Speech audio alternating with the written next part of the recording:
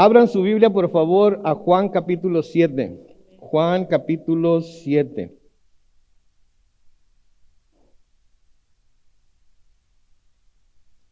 Juan capítulo 7. Seguimos nuestro estudio versículo a versículo a través del Evangelio según San Juan. ¿Ya lo encontraron?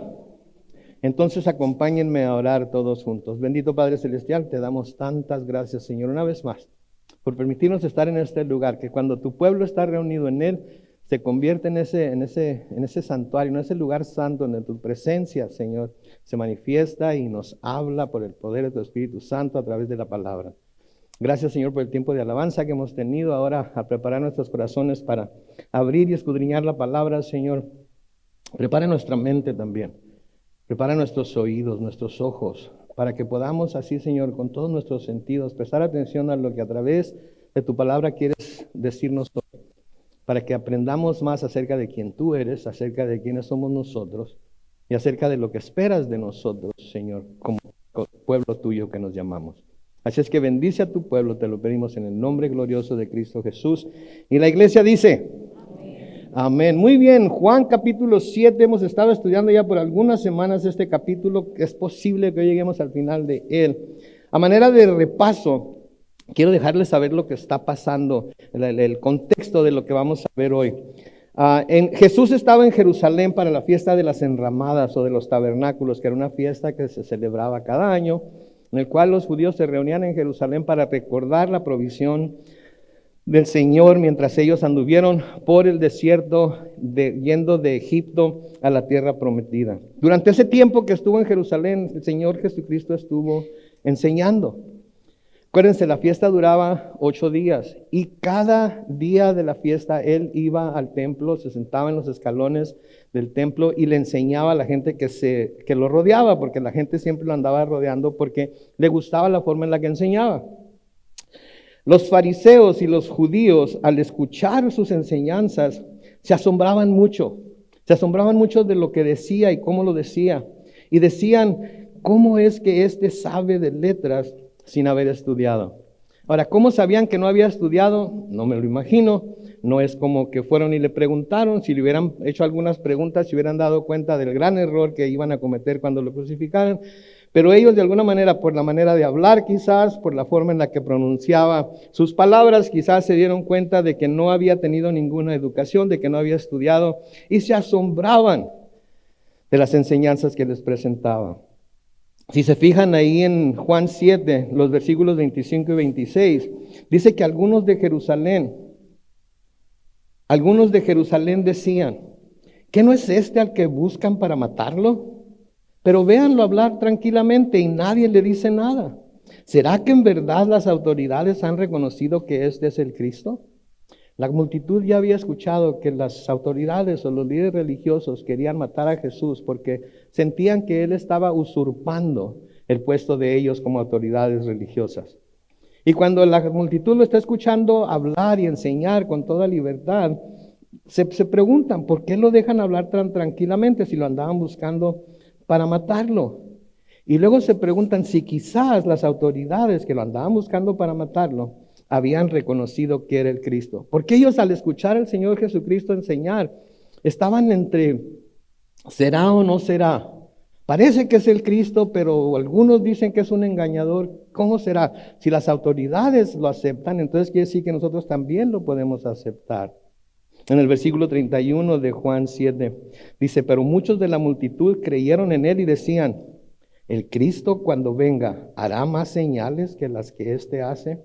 En otras palabras, no hay forma que este no sea el Cristo, porque las señales que hace es algo que solamente el Cristo puede hacer. Y si viniera otro diciendo que es el Cristo, tendría que hacer cuando menos las señales que él está haciendo. Y si no hace esas señales, no podría ser el Cristo. Ahí está entonces este dilema que tienen ellos. En el versículo 32, noten lo que dicen. Los fariseos oyeron que la gente murmuraba estas cosas acerca de él, y entonces los principales sacerdotes y los fariseos enviaron guardias para que lo arrestaran. Entonces ya se están cansando los sacerdotes y los principales de oír lo que la gente está murmurando. Se están cansando de escuchar que la gente está casi creyendo que Jesús es el Cristo, es el Mesías.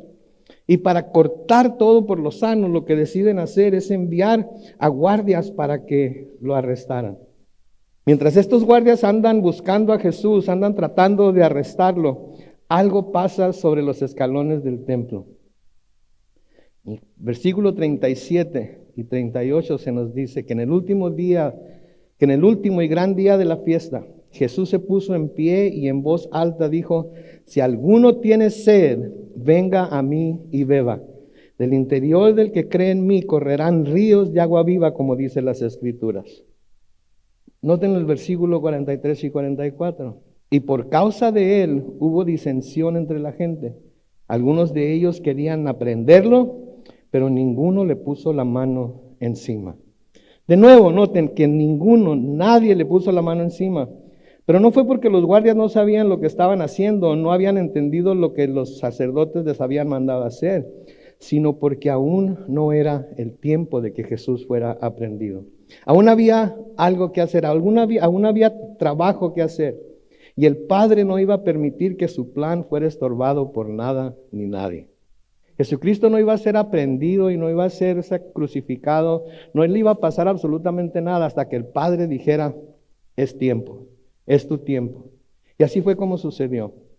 Y esto es algo muy importante para nosotros entender, que no nos pasa a nosotros absolutamente nada sin que el Padre permita que pase.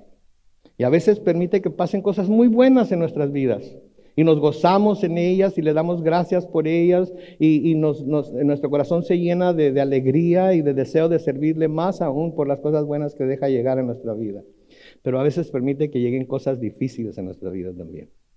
Y cuando llegan esas cosas difíciles tenemos que aprender a gozarnos en ellas también. ¿Verdad? Tenemos que aprender a gozarnos en ellas también porque sabemos que si no fuera para nuestro bien, el Señor no hubiera dejado que llegara a nuestras vidas. Porque Pablo nos dice en Romanos que sabemos que todas las cosas, buenas y malas, difíciles y fáciles, son ¿para qué? Para beneficio nuestro, porque el Señor así lo ordenó.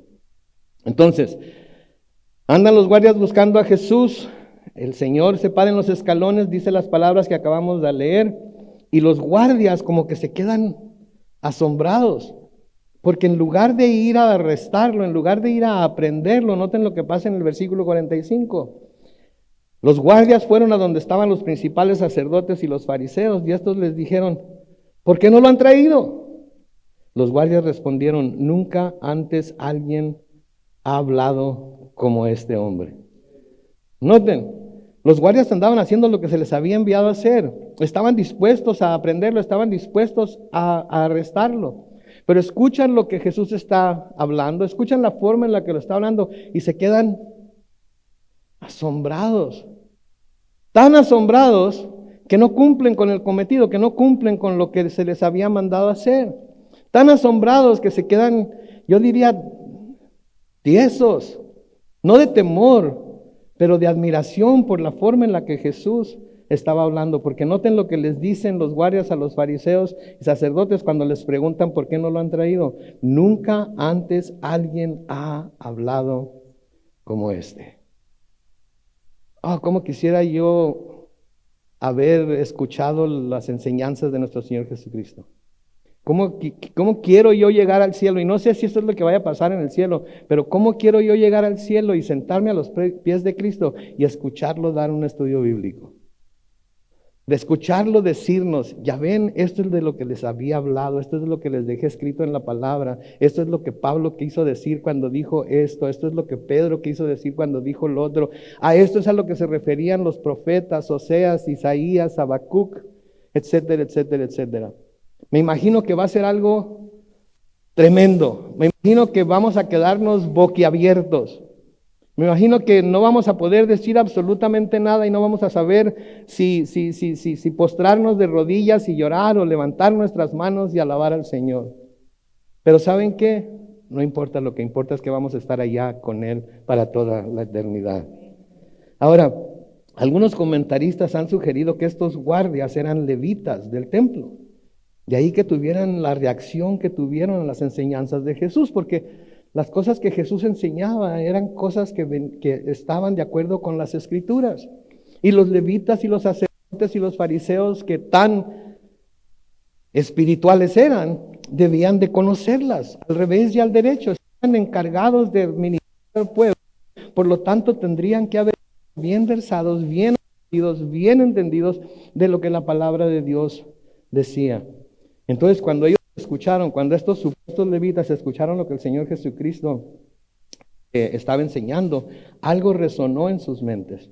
Es como la gente que ha crecido en el Evangelio, o que estuvo mucho tiempo en el Evangelio, pero luego se separó de la iglesia, se separó de la congregación, etcétera, etcétera, y luego vuelve. Y de repente empieza a escuchar cosas que escuchó hace tanto tiempo, cuando estaba chico, cuando estaba adolescente, cuando recién vino al Señor, y algo empieza a moverse dentro del corazón de las personas. ¿No les ha pasado eso? Me acuerdo yo cuando me aparté del Señor, estaba muy chavalío, estaba adolescente, cuando ya no quise acompañar a mi mamá a la iglesia, cuando ya todo lo de la iglesia me parecía pérdida de tiempo, cuando ya no quería escuchar más. Y pasaron años, muchos años, como 15 años. Y anduve en el mundo viviendo como me dio mi regalada gana vivir y haciendo lo que me dio mi regalada gana hacer. Y un primo mío que es pastor de la iglesia del Nazareno me invitó a que fuera a Calvary Chapel San Diego cuando estaba ahí por el 805. Y llegué con la que después fue mi esposa. Llegamos los dos, en ese tiempo andábamos de novios, llegamos los dos y entramos. Y no se parecía a ninguna iglesia que yo hubiera estado antes. No había bancas, no había piano, no había órgano, había sillas de plástico y estaba una banda de un grupo moderno, un camarada con el pelo hasta la cintura, y estos son de los míos, te enseño. Porque yo también traía el pelo hasta donde una vez tuve la cintura, ¿verdad? Y me acuerdo que traía 2 arracadas, y me acuerdo que traía un arete encima de este, aquí traía 2 y acá traía 1. Y me acuerdo que empezaron a cantar. Te amo, Rey, y levanto mi voz para adorar y gozarme en ti. Y sentí algo que me vino así, que me cayó encima. Y me hizo sentir lo mismo que estoy sintiendo ahorita. Como que el Señor me decía, ¿en dónde andabas? ¿Qué andabas haciendo? Este es tu lugar. No necesariamente esa iglesia, pero el lugar en donde Él está. Y Él está en donde su pueblo lo alaba, donde su pueblo lo adora. Él habita las alabanzas de su pueblo. Eso fue hace casi ya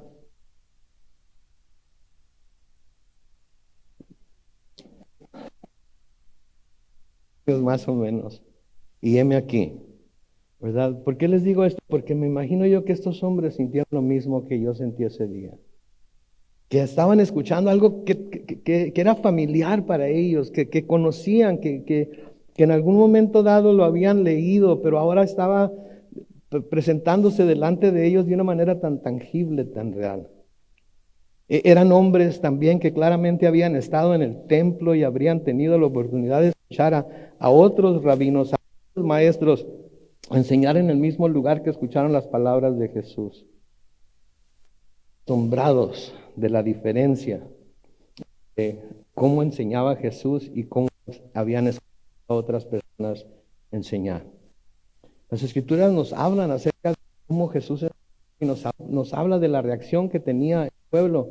En Mateo capítulo 7, versículos 28 y 29, Mateo 7, 28 y 29, dice que cuando Jesús terminó de hablar en un lugar en donde estaba enseñando, la gente se admiraba de su enseñanza.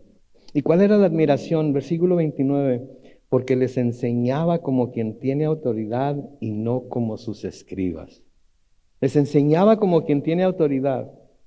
Pero ¿qué les estaba enseñando? Les estaba enseñando la palabra de Dios. ¿Y cómo se las estaba enseñando? En el contexto y con el propósito que Dios había dado a esa palabra. Y la palabra de Dios es poderosa. La palabra de Dios es una espada de 2 filos. La palabra de Dios es la que transforma el corazón. La fe viene ¿por qué? Y el oír Por eso es tan importante la palabra de Dios. Por eso es tan importante la palabra de Dios. Lucas también nos dice en Lucas 4:32, y la gente se admiraba de sus enseñanzas porque les hablaba como con autoridad. Lo único que nos puede dar autoridad para enseñar a otros acerca de Dios es el conocimiento que tenemos y la habilidad para aplicar la palabra de Dios. Porque si no es la palabra de Dios la que estamos enseñando, si no es la palabra de Dios la que, con la que salimos todos nosotros de este lugar cada vez que nos reunimos, salimos tal y como entramos. Pero si la palabra de Dios llega a caer en nuestro corazón, nos llega a capturar, a cautivar, como la palabra de Dios está diseñado para hacerlo, vamos a salir de aquí transformados. Quizás en un contexto muy pequeño, quizás no como de entre la luz y las tinieblas, quizás sea algo bastante que pudiera ser para algunas personas insignificantes, pero va a ser lo suficiente para que estemos meditando en ello el resto de la semana. Y con eso necesitamos. Es asombroso ver el efecto que la enseñanza de la palabra de Dios tiene sobre el ser humano. Escuchen esto, la acepte o no. La acepte o no. Es asombroso ver el efecto que la enseñanza de la palabra de Dios tiene sobre el ser humano, la acepte o no. Porque después de escucharla, las personas no pueden ignorarla por completo. Quizás no la acepten, pero van a estar pensando en ellas, como les dije, el resto de la semana. El resto de la semana. Y va a haber gente que va a venir a la iglesia, va a haber gente que nos va a ver en vivo por Facebook, va a haber gente que va a escuchar este mensaje mañana en YouTube y van a captar algo. Van a captar algo. El Señor va a poner algo en sus corazones. El Señor va a hablarles algo directamente a ellos y los va a mover al grado de que estén pensando en eso. Y aunque no quieran pensar en ello, va a estar volviendo a sus mentes una y otra y otra y otra y otra y otra vez, porque así es Dios. Dios no quiere que nadie se pierda. Dios quiere que todos vengan al conocimiento de la verdad.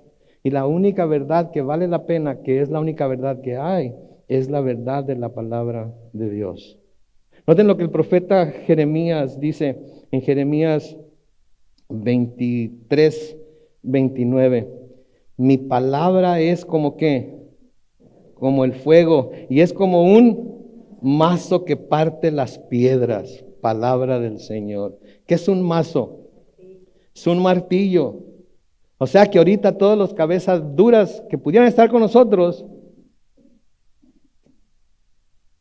el Señor les está dando tranquilamente, pero se los está dando. ¡Pum! Martillazo. ¡Pum! Otro martillazo. Ya vemos quienes tenemos la cabeza muy dura, ¿verdad? Pero el Señor nos ama tanto que está dispuesto a usar su palabra como martillo y como fuego, ¿sí? Que está dispuesto ¿se acuerdan lo que les he dicho de mi mamá? Que mi mamá cuando era yo adolescente me decía, Carlos Manuel, quisiera abrirte la cabeza y gritarte mis palabras para que se te quedaran ahí. El Señor ahorita está abriendo sus cabezas con el martillo que es su palabra, tratando de marcar su cerebro con el fuego que es su palabra, para que sean y seamos transformados de acuerdo a su voluntad en lo que Él quiere que seamos. En Hebreos capítulo 4 y el versículo 12, dice, la palabra de Dios es viva y eficaz, y más cortante que las espadas de dos filos, pues penetra hasta partir el alma y el espíritu, las coyunturas y los tuétanos, y discierne los pensamientos y las intenciones del corazón. Por eso es tan poderosa, porque la palabra de Dios revela a nosotros mismos lo que está en nuestro corazón.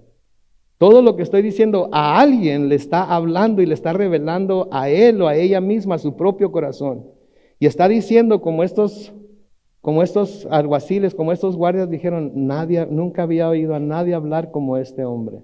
Y no es que me estén escuchando a mí, es que están escuchando la palabra de Dios. Y la palabra de Dios está escudriñando sus corazones. La palabra de Dios está penetrando hasta su alma, está cayendo hasta lo más profundo de su espíritu, está separando las coyunturas y los tuétanos y está discerniendo los pensamientos y las intenciones de su corazón. Me estoy tan seguro que hasta le está preguntando, ¿eso es lo que tú piensas? ¿Eso es lo que tú crees? ¿Eso, lo has aceptado tú como tal? ¿Lo has aceptado como verdad? ¿Lo has aceptado como que viene directamente de Dios? ¿O todavía lo estás poniendo en duda? ¿Todavía no estás viendo claramente que es la palabra de Dios directamente hablándote a ti en la situación en la que te encuentras ahorita? Porque es lo que necesitas escuchar. Ahora, si hubiera esperado que los fariseos, después de que estos guardias llegaran a ellos y les dijeran lo que les dijeran, ¿en serio? Nosotros también queremos ir a escucharlo. Pero eso no fue lo que sucedió. Miren el versículo 47. Pero los fariseos les respondieron, ¿también ustedes han sido engañados? ¿También ustedes han sido engañados? Diciéndolo de otra manera podría ser, no podemos creer que a ustedes también los haya podido engañar.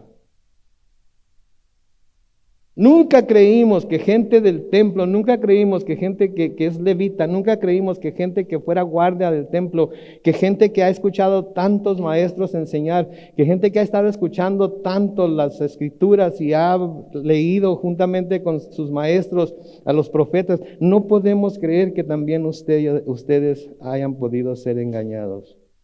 ¿Qué estaban diciendo aquí los fariseos? Que si ellos creían es porque se habían dejado engañar por Jesús. Si ellos creían, como vamos a ver más adelante, era porque tenían una mente muy pequeña, porque eran unos ignorantes, ¿sí? Eran unos ignorantes, ¿sí? Si ellos creían, entonces quiere decir que se habían dejado engañar por Jesús. Y ¿saben qué? Esto aún se da en nuestros tiempos, ¿no es cierto? Aún se dice que los creyentes, se dice que los que hemos entregado nuestras vidas al Señor, los que creemos lo que la palabra de Dios dice y que la creemos literalmente, hemos sido engañados o hemos sido víctimas de un lavado de cerebro. ¿Cómo puedes creer lo que un libro escrito por hombres dice? ¿Cómo puedes creer que esa es la palabra de Dios? ¿Cómo puedes creer que esa es la verdad? Pues lo puedo creer porque a través de miles de años ha habido mucha gente, muchos hombres, muchas culturas que han querido deshacerse de ella y ¿saben qué? No han podido todavía. Y hay gente que por creer lo que la palabra de Dios dice literalmente ha perdido su vida y sigue perdiendo su vida porque lo cree con todo su corazón. Y nadie da su vida por una mentira, pero cualquiera puede dar su vida por la verdad. Luego noten lo que les dicen en los versículos 48 y 49. ¿Acaso ha creído en él alguno de los gobernantes o de los fariseos? Versículo 49. Pero esta gente que no conoce la ley está bajo maldición. Noten, ¿acaso ha creído en él alguno de los gobernantes y los fariseos? ¿Acaso nosotros, los líderes, los que sabemos de los que estamos hablando, los intelectuales, los santos, ¿sí? Los religiosos, ¿acaso han visto que alguno de nosotros hemos creído? Sí, la respuesta era no. Pero luego noten lo que dicen, pero esta gente, o sea, la que sí cree, que no conoce la ley, está bajo maldición. Noten el orgullo de los líderes religiosos, noten el orgullo de los fariseos, noten el orgullo de los judíos. ¿Sí? Nosotros no hemos creído. La gente que ha creído es porque no conoce la ley y está bajo la maldición. Nosotros sí conocemos la ley y nosotros no estamos bajo maldición. Nosotros sí sabemos de lo que estamos hablando. Nosotros sí somos siervos de Dios. Nosotros sí respetamos su ley. Así es que nosotros no podemos creer en Él. Sí, se ve, se siente nada más con leerlo, el orgullo y la soberbia de estos líderes. Y estaban confiando no en Dios, estaban confiando en sí mismos. Estaban confiando no en la justicia que viene por la fe en Dios, estaban confiando en la justicia que ellos podían practicar, que ellos podían hacer. Pero la palabra de Dios nos llama a no confiar en nosotros mismos. Nos llama a poner nuestra confianza en el Señor y en Él solamente. Y no caer en el mismo error que estos líderes religiosos cayeron, que si la gente no pensaba como ellos, si la gente no miraba a Dios como ellos lo miraban, si la gente no veía la ley de Dios como ellos lo miraban, entonces eran unos ignorantes de la ley, por lo tanto estaban bajo maldición. Y es lo que se hace en las sectas religiosas. O creen como yo, o piensan como yo, o están de acuerdo con todo lo que yo digo y cómo yo lo hago, o ustedes están bajo maldición porque no están creyendo en lo que el ungido de Dios les está diciendo. Eso no viene de Dios.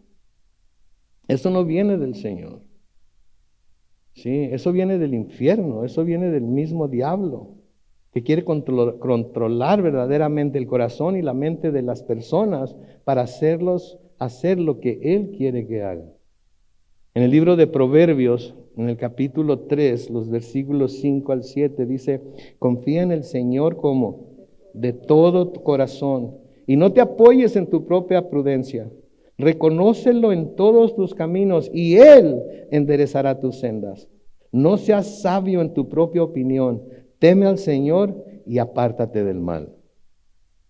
Sí, tenemos que siempre confiar en Él. No podemos apoyarnos en nuestra propia prudencia, porque cuántas veces nos hemos apoyado en nuestra propia prudencia y nos ha llevado a hacer cosas que nunca debimos hacer y ahora estamos arrepentidos de haberlas hecho y hemos sufrido las consecuencias de haberlas hecho.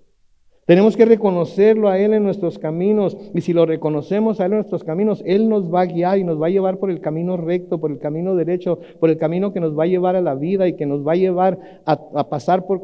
Nunca nos va a guiar a hacer cosas por las cuales nos vamos a arrepentir después. ¿Sí? Porque Él es bueno y quiere lo mejor para nosotros. No seas sabio en tu propia opinión, dice el versículo 7. Teme al Señor y apártate del mal. ¿Qué es el mal?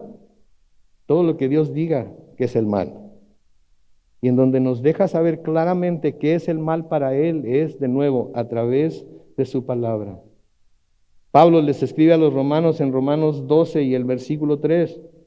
Por la gracia que me es dada, digo a cada uno de ustedes que no tenga más alto concepto de sí que el que debe tener, sino que piense de sí con sensatez según la medida de fe que Dios repartió a cada uno. Debemos ser sensatos con la forma que tenemos de pensar en nosotros mismos. Debemos ser sensatos con la forma que tenemos de pensar en lo que somos, en lo que pudiéramos ser, en lo que hemos logrado y en lo que no hemos logrado. Tenemos que ser honestos con nosotros mismos. Sabemos que todos tenemos faltas, sabemos que no somos perfectos. Entonces, ¿por qué tratar de hacernos pasar como gente perfecta, como gente que todo lo tiene ya bien aprendido, que todo lo tiene ya bien calculado, que ya no tiene la manera ni la habilidad para caer en el pecado? Porque cuando sabemos que en cualquier momento tenemos las debilidades para caer nosotros mismos en el pecado. Entonces tenemos que tener cuidado de cómo vemos a los demás, pero también tenemos que tener cuidado de cómo nos vemos nosotros mismos.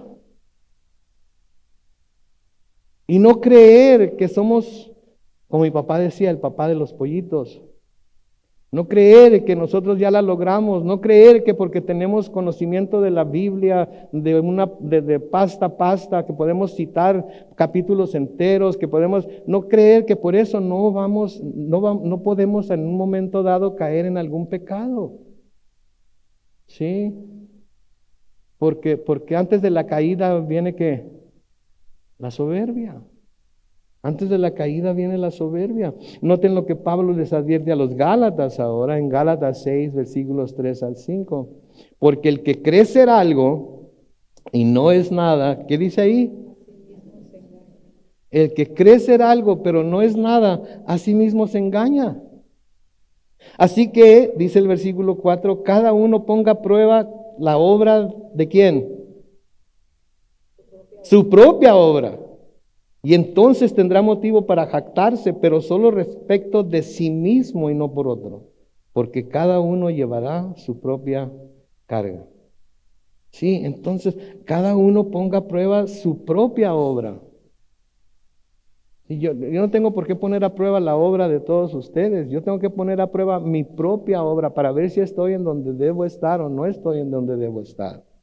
Y ustedes, cada uno de ustedes, tienen que poner a prueba también su propia obra y no tratar de convencerse a sí mismos que están bien si no están bien. Debemos ser honestos con nosotros mismos y con Dios, y si no estamos bien tenemos que reconocerlo y confesarlo delante de Dios y pedirle a Dios que nos ayude a poder caminar rectamente de ese momento en el que reconocemos lo que estamos haciendo mal en adelante.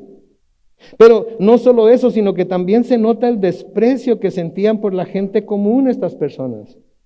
¿Sí? Es como dicen a menudo en las universidades de nuestros días, la gente educada, la gente pensante, la gente inteligente no se deja engañar por cosas religiosas o por fe en Dios.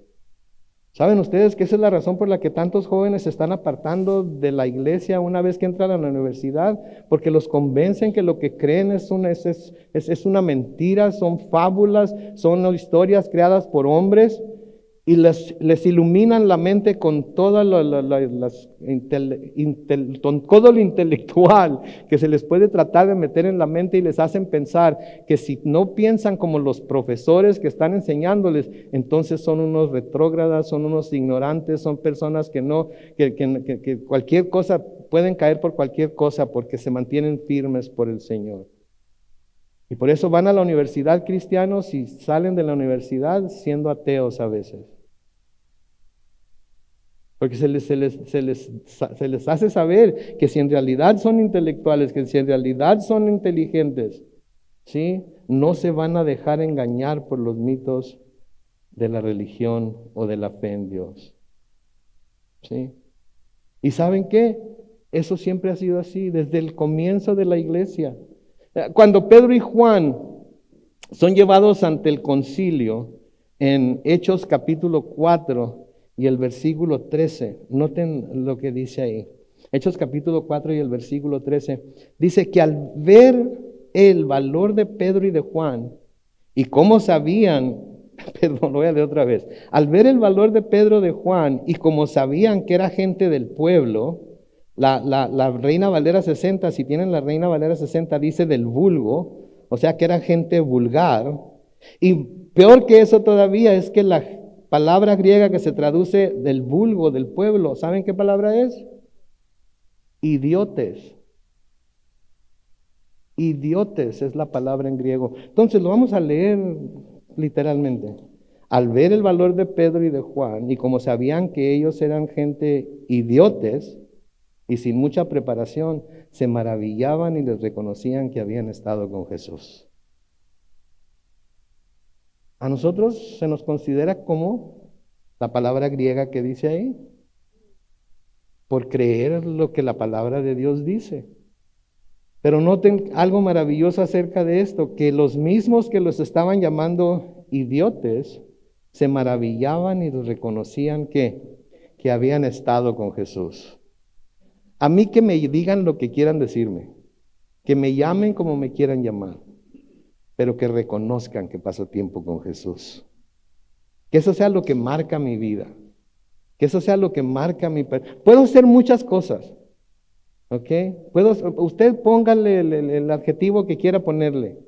Bueno, los que me conocen, los que no, conózcanme, porque conocerme es amarme, ¿ok?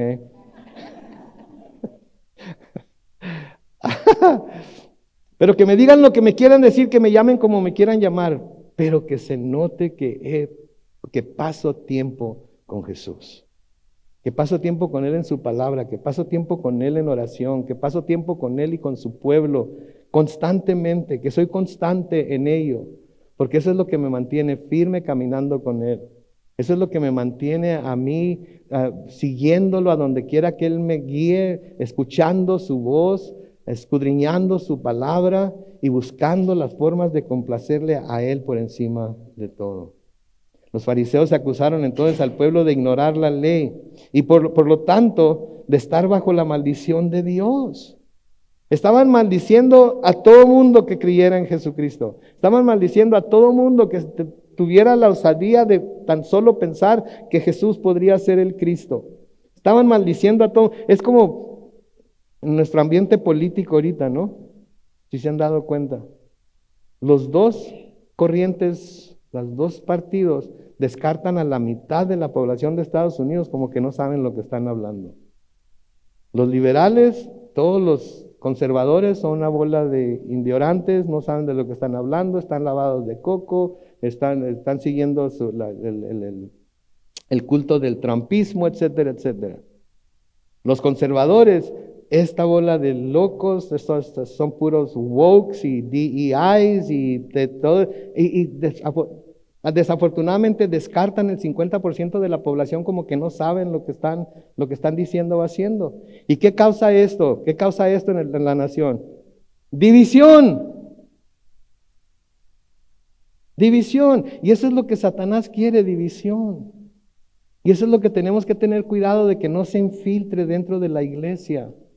Esa manera de pensar, como de estos fariseos, de estos líderes religiosos, que todos los que no piensen como yo están bajo maldición, porque no conocen, porque no saben, porque no han leído, porque no lo han examinado como yo lo he examinado. ¿Sí? Tenemos que tener mucho cuidado de eso. Porque a veces nos juzgamos los unos a los otros de intolerantes, ¿no es cierto? Y cuando nos quejamos de alguien porque es intolerante y lo desechamos de nuestra vida, nos estamos convirtiendo precisamente en la persona intolerante de la que nos estamos quejando. Y terminamos dividiéndonos. Y no debe ser así. ¿Sí? Entonces, ellos decían que la multitud estaba bajo maldición, que todos los que no creyeran como ellos, que todos los que no lo vieran como ellos estaban bajo maldición porque ignoraban la ley. Pero la verdad de las cosas era que eran los fariseos y los líderes religiosos y no las multitudes las que estaban bajo la ira de Dios. ¿Por qué? Porque las multitudes estaban contemplando la posibilidad de que Jesús fuera el Mesías. Pero los fariseos y los judíos y los principales sacerdotes, ¿qué estaban haciendo? Lo estaban rechazando sin ver las evidencias. Lo estaban rechazando sin ver las evidencias. Estaban rechazando al unigénito Hijo de Dios. Entonces, ¿quién en realidad estaba bajo maldición? ¿Las multitudes o los líderes religiosos? Los líderes religiosos, porque estaban rechazando al Hijo de Dios. ¿Sí? Pero sabemos nosotros, estamos seguros porque las Escrituras nos dicen que la salvación no viene por medio de las obras de la ley, porque Pablo nos dice en Romanos que por las obras de la ley, ¿cuántos serán salvos? Nadie será salvo. ¿Viene por medio de qué? Por medio de la fe. Habacuc nos dice lo siguiente en Habacuc 2:4. Aquel cuya alma no es recta es que arrogante, pero el justo por la fe vivirá. Aquel cuya alma no es recta es arrogante, pero el justo vivirá por su fe. O sea, que el que es arrogante, es imposible que tenga un alma recta. ¿Se dan cuenta de eso? Si somos arrogantes, si nos creemos más que los demás, si somos orgullosos, si constantemente estamos pensando, qué bueno que no soy como, qué bueno que no me parezco a, qué bueno que yo no me comporto así. Qué bueno que yo ya la libré en esa área. Nuestra alma no puede ser recta. Nos jactamos de que somos rectos, nos jactamos de que todo lo tenemos ya descifrado. Pero si hay arrogancia en nuestro comportamiento, si hay arrogancia en nuestra manera de vernos a nosotros mismos, nuestra alma no puede ser recta. Si no puede ser recta. ¿Por qué? Porque la arrogancia no le deja ver la necesidad del Salvador. La arrogancia no le deja ver la necesidad del Salvador. Si yo soy un cristiano arrogante, ¿cómo voy a ver yo mi necesidad del Salvador? Voy a estar completamente convencido de que como yo me veo es la manera en la que soy. ¿Y saben quién es el más tolerante conmigo? Yo mero. Yo me tolero todo. Nada de lo que hago está mal. Todo está bien. Y lo que hago que está mal tiene su justificación. Me hacen hacerlo. Me hacen ser así. Si no fuera por lo que ustedes hacen, yo no sería como soy. ¿Cuántos tienen ese problema? Si no fuera por lo que mi esposa hace, yo no sería como soy. Si no fuera por lo que mi esposo hace, yo no sería como soy. Si mis hijos me pusieran más atención, yo no sería como soy.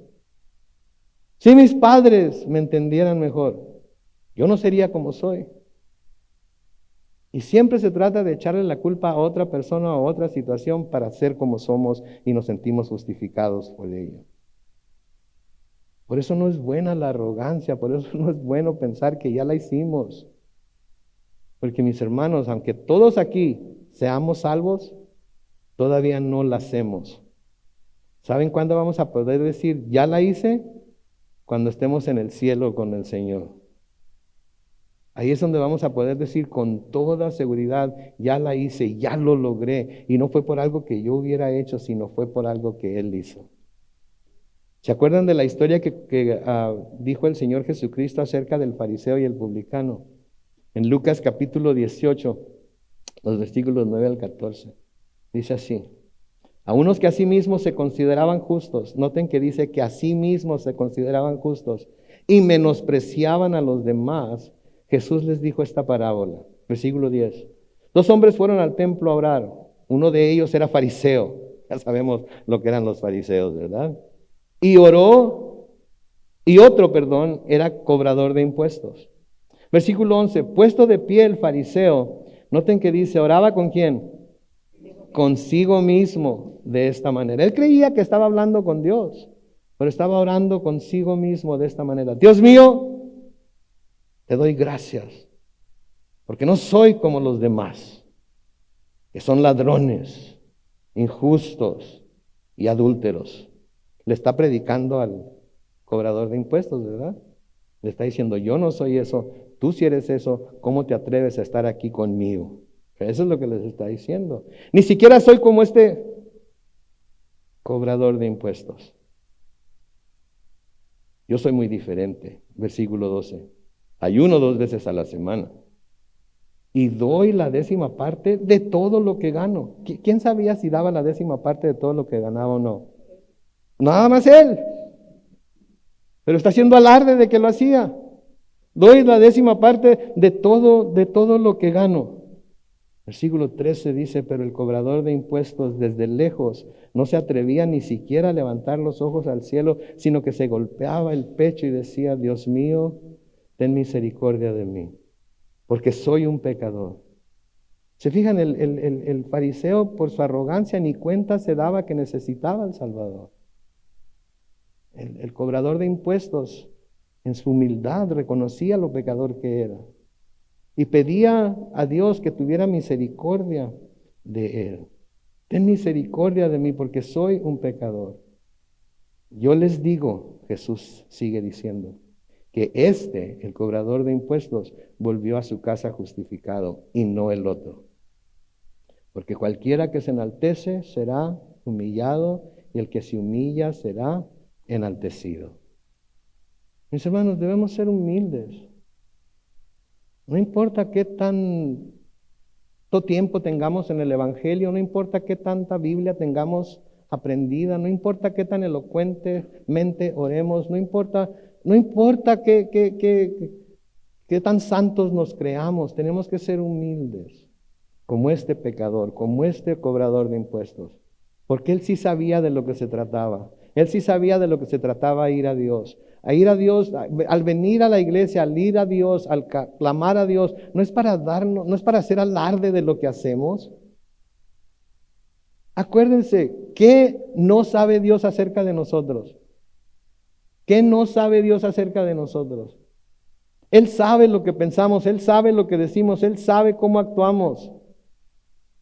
Él sabe cómo nos comportamos cuando estamos aquí y cuando estamos afuera.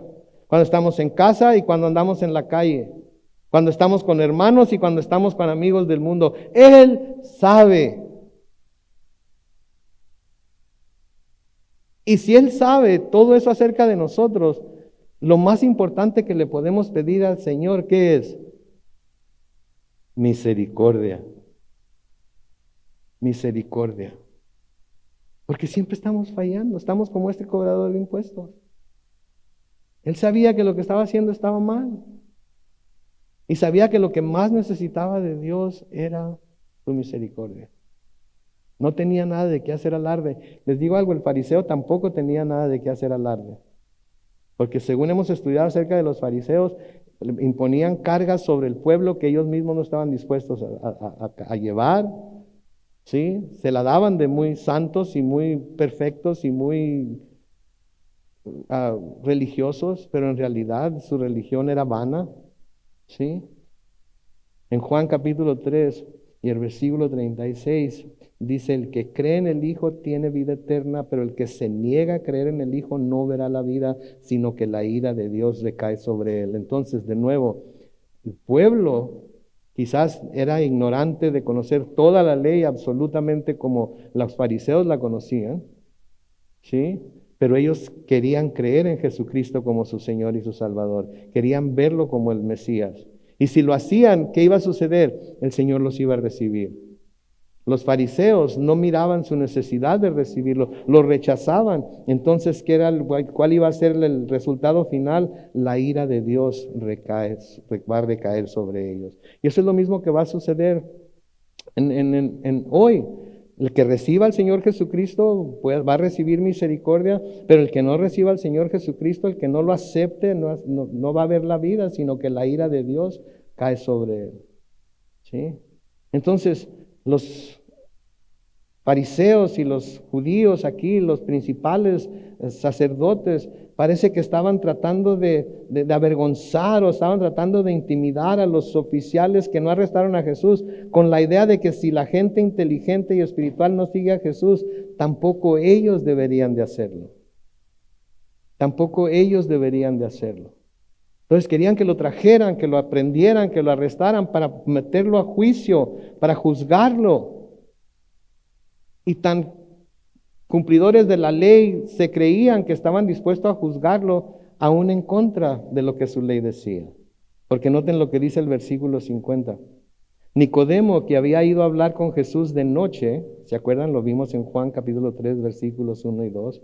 Noten, y era uno de ellos, les dijo, ¿acaso nuestra ley juzga a un hombre sin antes oírlo y sin saber lo que ha hecho? Entonces, ¿se acuerdan? Nicodemo había ido anteriormente con Jesús, había ido de noche a hablar con Jesús cuando dijo que él sabía que era de Dios, porque nadie puede hacer las obras que él hacía si no venía de Dios. Y el Señor le dice, en verdad te digo que si no naces de nuevo, no podrás ver el reino de los cielos. Y ahí se agarran con la plática, ¿cómo puede un hombre volver a entrar en el vientre de su madre? Etcétera, etcétera. Lo pueden ir a leer a Juan capítulo 3. Ahora viene con ellos, porque era uno de ellos, y los acusa de no obedecer su propia ley. Porque les dice en el versículo 51, ¿acaso nuestra ley juzga a un hombre sin antes oírlo y sin saber lo que ha hecho? No, la ley no juzga de esa manera. La ley no es permitido que se aplique la ley de Dios a ninguna persona que es acusada sin antes escuchar el testimonio de testigos y de la persona acusada. Entonces, Nicodemo trata de razonar, aunque parece ser que no muy enérgicamente, pero trata de razonar con los líderes, advirtiéndoles en contra de juzgar a Jesús muy precipitadamente. De nuevo, porque la ley no permitía que se juzgara a alguien sin darle la oportunidad de defenderse en la corte. En Deuteronomio capítulo 16, versículos 19 y 20, noten lo que dice: no tuerzas el derecho. No hagas acepción de personas, ni aceptes soborno, porque el soborno ciega los ojos de los sabios y pervierte las palabras de los justos. Tú, les dice en el versículo 20, haz justicia y nada más que justicia, para que vivas y tomes posesión de la tierra que el Señor tu Dios te da. Eran llamados a hacer justicia de acuerdo a la palabra de Dios. En Miqueas capítulo 6 y el versículo 8 dice: hombre, el Señor te ha dado a conocer lo que es bueno y lo que Él espera de ti. Presten atención, porque esto es lo que Él espera de nosotros. Y que no es otra cosa que ¿qué? Hacer justicia, amar la misericordia y humillarte ante tu Dios. Debemos ser justos en la forma en la que juzgamos. No de acuerdo a lo que nosotros juzgamos, sino de acuerdo a lo que la palabra de Dios juzga. Y a simple vista pareciera ser que los judíos y fariseos no les interesaba practicar esas cosas. Lo que les interesaba era que su interpretación de lo que era la justicia se cumpliera. ¿Sí? ¿Escucharon eso? No les interesaba hacer justicia, amar la misericordia y humillarse ante Dios. eran arrogantes, no mostraban misericordia hacia nadie y lo único que les interesaba era que la justicia se cumpliera de acuerdo a su interpretación de la misma. Noten el versículo 52. Los fariseos le respondieron, ¿qué también tú eres Galileo? Escudriña y verás que de Galilea nunca ha surgido un profeta. ¿Se fijan cómo le respondieron a Nicodemo? ¿Tú también eres uno de esos mequetrefes? ¿Tú también eres uno de esos idiotes? ¿Tú también eres uno de esos galileos que están mezclados con quién sabe cuántas? ¿Tú también eres de allá? Y aquí una vez más podemos ver la razón por la que es tan peligroso la ignorancia de la palabra de Dios. ¿Saben por qué? Porque noten lo que dice, escudriña y verás que de Galilea nunca ha surgido un profeta. La realidad era que Jonás, Oseas, Nahum, se cree que Elías, Eliseo y Amós eran de Galilea o de ciudades muy cercanas a Galilea. Sin embargo, ellos están diciendo, ¿cuándo se ha sabido que un profeta salga de Galilea? Pues lean su historia, lean las escrituras, escudríllenlas y se van a dar cuenta que no uno, varios salieron de ahí de Galilea, ¿sí? Pero ellos los estaban despreciando, ¿sí? Su desprecio por Galilea era tanta que los hacía perder de vista las verdades de la historia, las verdades de las escrituras, ¿sí? Y por eso de nuevo es tan peligroso no conocer las escrituras. Sí, mi pueblo, dice el Señor, dice el Señor en Isaías, mi pueblo perece ¿por qué? Por falta de conocimiento. Mi pueblo perece por falta de conocimiento. Sí, entonces tenemos que conocer las escrituras para poder estar seguros de que estamos juzgando correctamente y para poder estar seguros de que estamos en donde debemos estar. ¿Están de acuerdo? ¿Sí? ¿Se acuerdan aquella historia que el Señor dijo de aquellos hermanos que se casaron con la misma mujer? Se casó el primero, ¿y qué le pasó? Se casó el segundo, ¿y qué le pasó? Se casó el tercero, ¿y qué le pasó? Se casó el cuarto, ¿y qué le pasó?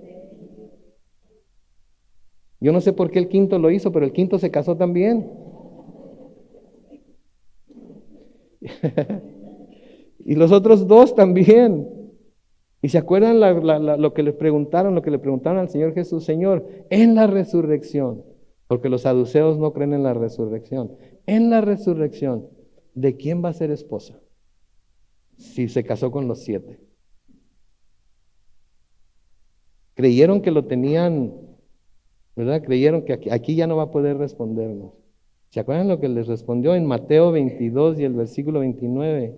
Jesús les respondió, el error de ustedes es que no conocen las escrituras ni el poder de Dios. En las escrituras les pueden encontrar la respuesta de quién iba a ser esposa. Les pregunto yo a ustedes, ¿de quién iba a ser esposa? De ninguno. De ninguno, porque en el cielo no va a haber matrimonio, no vamos a darnos en matrimonio, ni vamos a dar en matrimonio. En el cielo, dice el mismo Señor Jesucristo, vamos a ser como los ángeles, vamos a ser libres. Pero las escrituras, siempre son las escrituras. ¿Sí? Las escrituras nos dan la respuesta a todas las preguntas que podamos tener. Simplemente tenemos que darnos a la tarea de escudriñarla libro por libro, capítulo por capítulo, versículo a versículo. Y vamos a ver que todas nuestras preguntas van a encontrar respuesta. Cuando Pablo predica en Antioquía de Pisidia, y están predicando el Evangelio, y una de las cosas que Pablo les dice en Hechos capítulo 13 y el versículo 27, Hechos capítulo 13 y el versículo 27, noten, los habitantes de Jerusalén y sus gobernantes, noten las siguientes palabras, no reconocieron a Jesús ni lo que dijeron los profetas. Escuchen las próximas palabras porque estas son dignas de ser subrayados, lo cual se lee en los días de reposo, pero dieron cumplimiento a esas palabras al condenar a Jesús. ¿Captaron lo que dice ahí? Dice, los habitantes de Jerusalén y sus gobernantes no reconocieron. Lo que quiere decir que debieron haber reconocido. No reconocieron a Jesús. ¿Por qué? Porque no se fijaron en sus obras, no se fijaron en sus enseñanzas, se fijaron nada más que estaba amenazando su manera de gobernar, estaba amenazando su manera de creer y les estaba quitando seguidores. Entonces no reconocieron a Jesús ni lo que dijeron los profetas. Y luego la siguiente parte dice, lo cual se lee en los días de reposo. ¿Captaron eso? Lo cual se lee en los días de reposo. Quiere decir que cuando menos cada 7 días estaban leyendo las escrituras y estaban estudiando a los profetas. Cuando menos cada 7 días. Y me imagino que si eran tan religiosos como se decían ser, obedecían lo que el Señor les había dicho en Éxodo y en Deuteronomio, de que leyeran las escrituras y meditaran en ella y la clavaran sobre los lindeles de la puerta y los trajeran en la frente, etc. Si en realidad eran tan religiosos como decían ser. Si en realidad querían buscar al Señor como se supone que se debe buscar. Entonces, se lee en los días de reposo, pero por no saberlo, dieron cumplimiento a esas palabras al condenar a Jesús. ¿Qué nos dice esto? ¿Saben qué? Lo que nos dice es que, aunque lo estaban oyendo cada semana, aún así no lo reconocieron. Cada semana se les leía una porción de las Escrituras, se les leía una profecía, se les leía acerca de la futura venida del Mesías. Se daban descripciones a través de los diferentes profetas de cómo iba a ser, en dónde iban a ser, qué milagros iba a hacer, etcétera, etcétera, cómo iba a enseñar, pero no lo reconocieron. ¿Sí? Lo que quiere decir que se pueden estar escuchando las mismas cosas una y otra y otra y otra y otra y otra vez, y aún así no captar lo que se nos está diciendo. Venimos a la iglesia, escuchamos la palabra, escuchamos las enseñanzas y a veces pensamos, eso me suena como a lo que estuvimos estudiando el martes. O eso me suena como lo que hemos estado estudiando a través de las últimas semanas porque estamos en el Evangelio de Juan. Lo que querría decir entonces que si estamos escuchando y estamos aprendiendo las cosas que se nos están diciendo que debemos aplicar en nuestra vida de acuerdo a la palabra de Dios, ya deberíamos de estar ¿qué? Aplicándolas. Pregunta para cada uno de ustedes en particular, ¿y las estamos practicando? Si les preguntara el martes, ¿se acuerdan de lo que fue, qué se trató el estudio el domingo? ¿Se acordarían? Si hiciéramos una prueba cada semana, llegaran y se les repartiera una hoja. Vamos a hacer una prueba acerca de lo que estudiamos el martes. ¿Cuántos pasaríamos la prueba? ¿Verdad? Si pasó con esta gente que se creía tan religiosa, si pasó con esta gente que su oficio, su ocupación era estar en las escrituras como lo hacían los levitas y los sacerdotes para poder ministrar al pueblo. Si los escribas estaban constantemente haciendo copias de todas las escrituras, por eso los escribas sabían tanto de la ley, porque estaban constantemente haciendo copias a mano de todas las escrituras. Y nadie se dio cuenta de que Jesús era el Cristo. Ahora, yo sé que todos sabemos cómo va a venir Jesús la segunda vez, ¿verdad? ¿Cómo va a venir Jesús? En las nubes, ¿ok? Va a venir en las nubes, es lo que las escrituras nos dicen, ¿verdad? Pero vamos a suponer que no sabemos eso. Vamos a suponer que eso no está en las escrituras todavía. Vamos a suponer que somos los judíos de aquel tiempo. Pero ya tenemos nosotros la Biblia, ya la hemos estudiado nosotros. Pregunta, ¿podríamos nosotros reconocer al Cristo como tal? Es una pregunta, no hay que contestarla. Nos vamos a poner en el lugar de ellos, recibiendo las escrituras como nosotros las recibimos y preguntándonos, con la información que he estado recibiendo, si no supiera el final, ¿podría yo reconocer al Cristo? Es para meditar en ello. Es para meditar en ello. Porque acuérdense, el Señor nos dijo que iban a venir muchos Cristos, iban a venir muchos maestros falsos. Y nos iban a decir, está aquí, y está allá, y está por acá, y etcétera, etcétera. Pero con todo lo que hemos escuchado, con todo lo que hemos aprendido, ¿sabemos nosotros distinguir entre lo real y lo falso? ¿Podríamos nosotros en un momento dado reconocer cuando se nos está presentando algo verdadero y algo falso para tomar las decisiones que debemos tomar? Porque si no es así, es la razón por la que el Señor nos deja su palabra para que la escudriñemos una y otra y otra y otra y otra vez. Y debemos meditar en ella, como dice el Salmo 1, de día y de noche. Para conocer la verdad, porque la verdad ¿qué? Entonces es importante el conocimiento de las Escrituras, ¿sí? Para que no nos vaya a pasar lo que les pasó a ellos. Que cada día de reposo les leían las Escrituras, cada día de reposo les leían al profeta Isaías, cada día de reposo les leían a Moisés, etcétera, etcétera, pero cuando finalmente llegó el momento, no lo reconocieron. Mis hermanos, las Escrituras es la cosa más importante que podemos estar escudriñando y en lo que podemos estar meditando. Quisiera que hubiera un canal como Netflix, que todo lo que está pasando siempre son historias bíblicas, la lectura de la palabra. Y hay muchos canales, que hay muchos salmos y cantos y todo, no lo entiendo, pero las escrituras, las escrituras, las escrituras, las escrituras, eso es lo más importante. Amén. Oremos. Padre Celestial, te damos gracias, Señor, por tu palabra. Pedimos, oh Dios, como siempre, que por el poder de tu Espíritu estas palabras queden grabadas en nuestro corazón, que en realidad, Señor, podamos, por medio del entendimiento y de las enseñanzas que recibimos de tus Escrituras, podamos en realidad, Señor, distinguir entre lo verdadero y lo falso. Podamos, Señor, en realidad saber que el Jesús en el que hemos creído es el Jesús verdadero, el único Jesús digno de alabanza, de adoración, de exaltación, digno de honra, Señor.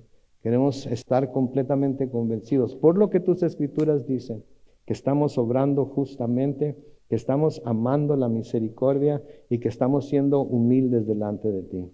Padre Santo, no queremos nada, absolutamente nada que no esté bien distinguido, bien enseñado en tus Escrituras, Señor. Y sabemos que para ello tenemos que estar meditando en ellas de día y de noche. Bendecimos tu nombre, Señor, y te pedimos que nos sigas enseñando, nos sigas guiando y nos sigas ayudando, Señor, a poder recibir todo lo que tienes para nosotros a través de tu santa palabra. En el nombre glorioso de Cristo Jesús, y el pueblo de Dios dice, amén.